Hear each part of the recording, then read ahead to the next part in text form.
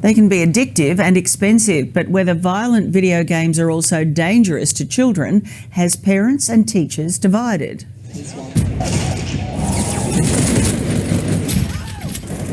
For some people, they get immersed into the zone so much that they lose time and space. It's a long-standing debate. Do violent video games increase violent or aggressive behaviour in real life? But I don't think video gaming is the leading factor. Tonight, the experts weigh in. Plus, the school taking a stand. We've banned all video games at our school. We've seen it in movies, we've seen it in theatrical plays. Video gaming is the next generation of depicting art, depicting some kind of story. What is artistic about a game like Grand Theft Auto, where the activities are essentially committing crimes and there are drugs and prostitutes involved? The art of it could be arguing how someone designed the cars in the city landscape. The nature of the video game, I think it's more of what's the story. So there are consequences of your action in video games. And a lot of video games try to do that, to try and challenge the player's morals and ethics, show them the consequences.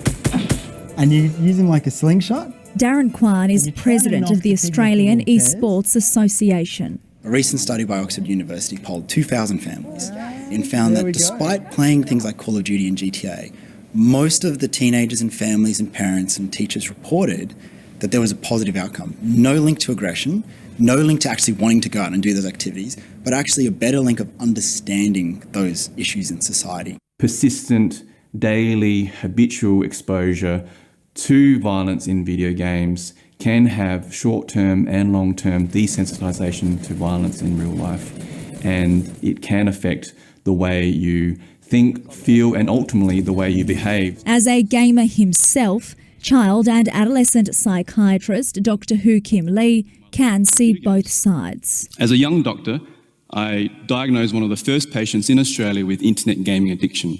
The period of time immediately after playing a video game is a particularly vulnerable time because the young person is still activated from the game and they're still acting as though people are not really getting hurt. It's simulated violence. Police and paramedics arrived within minutes.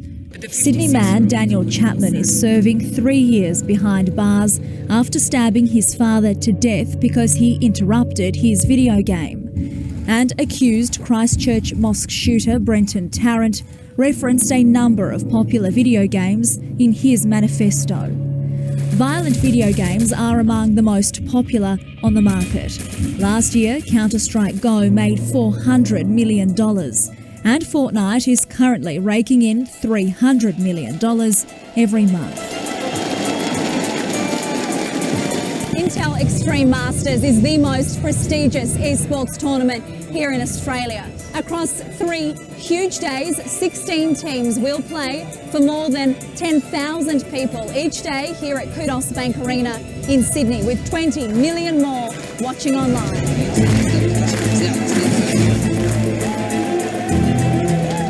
The game is Counter-Strike Go, a first-person shooter video game in which teams of terrorists battle to perpetrate an act of terror, and a team of counter-terrorists try to prevent it. The game has a MA 15+ rating. It's just an interesting form of entertainment. Like, this doesn't influence what I do at home. No, there's much worse games out there. I just don't see it as an issue. Like, we turned out fine.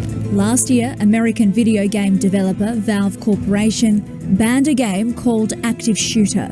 Soon after, a game called Standoff was also taken off the market.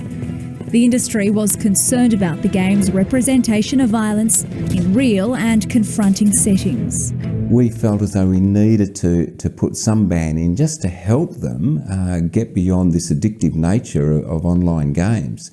You know, they would have ended up playing games all recess and lunchtime rather than being out having some physical activity or relating to their friends. Peter Broth is principal of Sacred Heart College at Sorrento, north of Perth.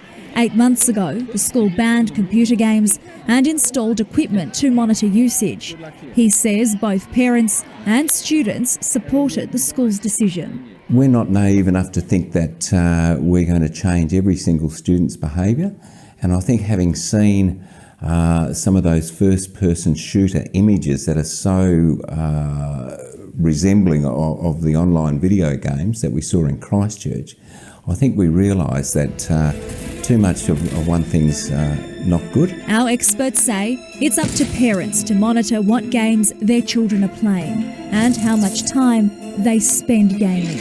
Nowadays it's become normal to play every day, and I think that's unhealthy. Because your child is playing online in your home doesn't mean that they're necessarily safe. And so it's a challenge for society to just learn and understand, and for parents at home to say, okay, just like we turn off the TV so you can do your homework, we turn off the video game machine so you can do your homework, and have that discussion and framework.